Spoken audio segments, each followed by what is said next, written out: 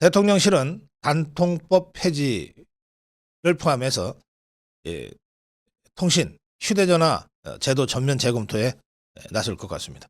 대통령실이 과기정통부에 이렇게 지시했습니다. 단통법 폐지를 포함해 관련 제도를 전면 재검토하라. 이 단통법이 뭐냐면요. 원래는 이게 소비자들을 위한 법으로 2014년에 시행됐어요. 그러니까 11년 차를 맞고 있는데, 이 스마트폰을 살 때 가입 유형이나 장소에 따라서 누구는 싸게 살 수 있고 또 눈 밝은 사람은 더 싸게 살 수 있고, 결과적으로 누구는 좀 비싸게 사고 이런 일들이 발생하니까 모든 사람들이 다 공평하게 혜택을 받도록 하기 위해서 단말기 관련된 법을 만든 겁니다. 그게 단통법이에요. 자, 그런데 이게 단통법으로 사실상 경쟁이 없어지니까 어느 회사 거를 사든 간에 정부 지원은 똑같이 나가니까, 그런데 스마트폰 가격은 점점 오르잖아요. 계속 업그레이드가 되면서 오르잖아요. 막 폴드폰에 막 이렇게 막 하니까.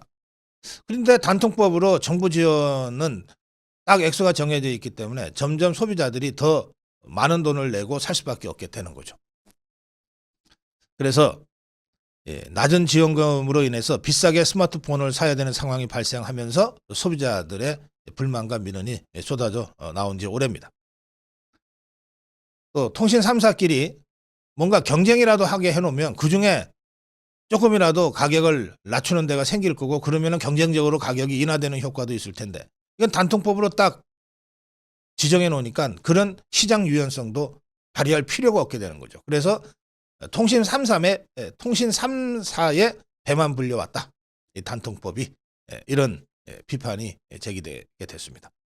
애초에 입법 취지는 그렇지 않았는데 소비자를 위한다고 입법을 했는데, 그리고 초기에는 효과를 발휘했는데, 이 단말기 시장의 급속한 발전으로 이제 이 법이 오히려 소비자들한테 부담을 가중시키는 이런 법이 된 겁니다. 그러니까 이제 폐지해야죠. 그런데 대통령실의 이런 지시에도 불구하고 이 단통법은 법입니다. 법. 저 더불어민주당이 이게 이 정부가 이걸 추진하면 분명히 휴대전화는 그야말로 생피플 아닙니까? 국민들한테 상당한 호응을 받을 거다. 그러면 정부 좋은 일, 여당 좋은 일 우리가 왜 시켜주냐. 아마 이것들 분명히 그런 식으로 정치 공학적으로 접근하게 될 거예요. 그래서 총선 전에 이 단통법 폐지가 될 가능성은 현실적으로 별로 없습니다. 그렇지만 어쨌든 방향은 그렇게 잡았다. 전세 확정일자라고 하는 게 있습니다.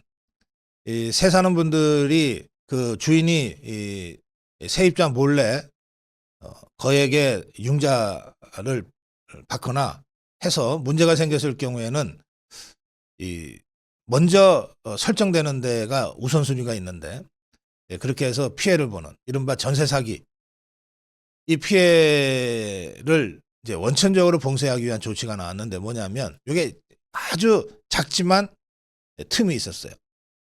뭐냐면 전입신고를 하면, 오늘 전입신고를 하잖아요, 낮에. 그러면 이 전입신고의 확정일자가 오늘 밤 0시, 12시, 그러니까 내일 0시부터 이게 효력이 발생하는 거예요. 그러면 어떻게 됩니까?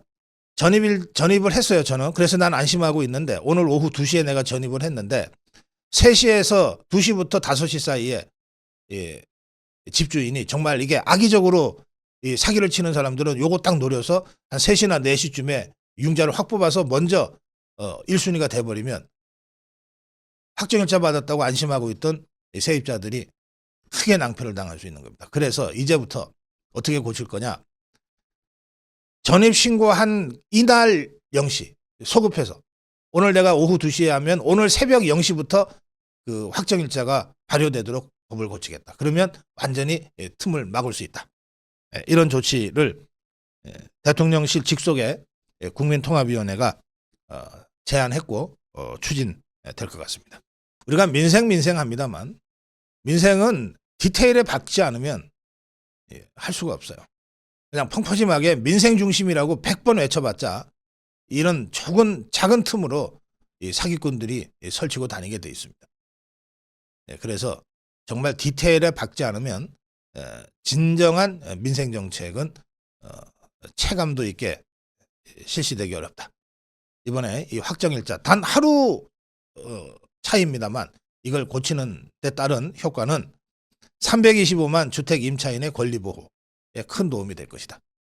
반도체 메가 클러스터 그러면 대한민국이 전 세계의 그 챔피언인데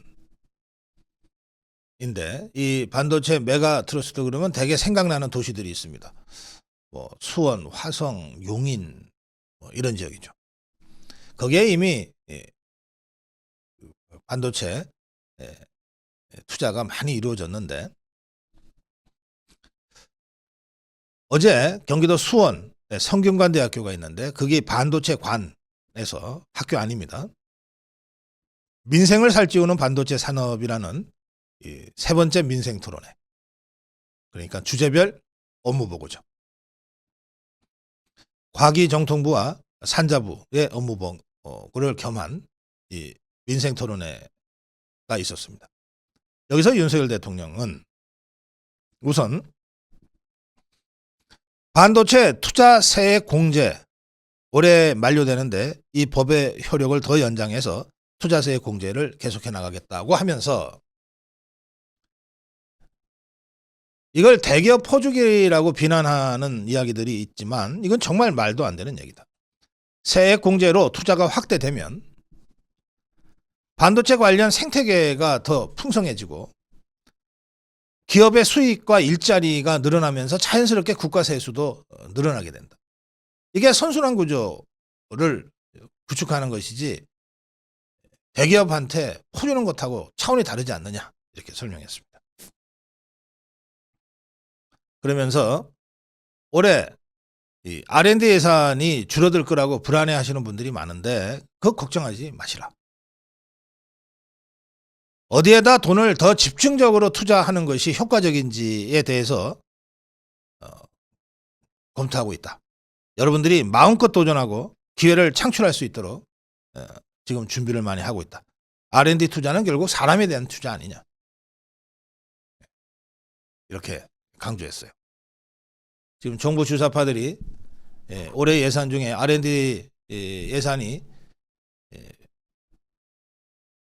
관행적으로 헬리콥터에서 퍼주기식으로 진행됐던 R&D 투자를 원점에서 재검토해서 진짜 필요한 데는 확실하게 지원하고 선택과 집중이죠. 그렇지 않고 그냥 관행적으로 습관적으로 관리도 잘 안 되고 제공됐던 이 R&D 투자는 원점 재검토하겠다는 것인데 이걸 종북 주사파들이 R&D 투자 삭감이다. 뭐 과학기술의 포기다 이러면서 그동안 공격해 왔어요. 이 문제에 관해서 윤석열 대통령이 어제 다시 한번 분명하게 밝혔습니다. 선택과 집중. 또 이 자리에서 굉장히 중요한 발언이 있었습니다. 반도체 클러스터입니다. 근데 이게 반도체 메가 클러스터라고 지금 설명을 하고 있는데 메가는 이제 크다는 뜻이죠. 규모나 질이 규모도 크고 질도 높다는 뜻인데 실제로 그렇습니다. 지금 반도체 메가 클러스터에 해당되는 지역이 경기도 평택, 경기도 화성, 경기도 용인, 경기도 이천, 경기도 안성, 경기도 수원, 경기도 성남 판교. 이 지역을 보면요. 수원이 120만쯤 되고 성남이 지금 100만 가까이 되니까 용인도 100만 넘었죠. 화성도 100만 가까이 됩니다. 평택이 50만이고 안성, 이천 합치면은 한 30만쯤 될 겁니다. 그러면 인구만 하더라도 500만이 넘지 않습니까? 이런 반도체 이 500만 인구가 직간접적으로 반도체와 연관된 이런 이 산업 구조에 활동하게 되는 겁니다. 이 경기도 남부 지역에 밀집해 있는데 이 지역에 밀집되어 있는 반도체 기업과 기관을 한데 아우르는 반도체 메가 클러스터 구상을 이제 구체적으로 실행하겠다는 대통령의 발표가 있었습니다. 경기도 남부를 관통하는 세계 최대 반도체 메가 클러스터를 조성하고 있다. 예상 투자 규모는 총 622조. 1년 예산에 맞먹는 돈입니다. 앞으로 20년에 걸쳐서 양질의 일자리 최소 300만 개 창출. 당장 올해부터 향후 5년 동안 158조 투자. 직간접 일자리 95만 개가 새로 만들어질 것이다. 설계, 디자인, 후 공정, 소재 부품, 반도체 생태계를 이루는 협력기업 매출 약 200조 이상 증가. 네. 어제 윤석열 대통령이 직접 수원에서 밝힌 이 반도체 메가 프로젝트 이 얘기를 하면서 윤석열 대통령은 박정희 대통령, 이병철 회장을 언급했습니다. 우리나라 반도체 산업의 성장을 견인한 선각자들이다. 박정희 대통령께서 돌아가시기 전 당시 서울시 1년 예산에 준하는 정도를 반도체 산업에 투자하기로 하고 국책은행인 산업은행에 그 자금을 조성해 삼성 이병철 회장에게 반도체 사업을 시작하도록 밀어줬다.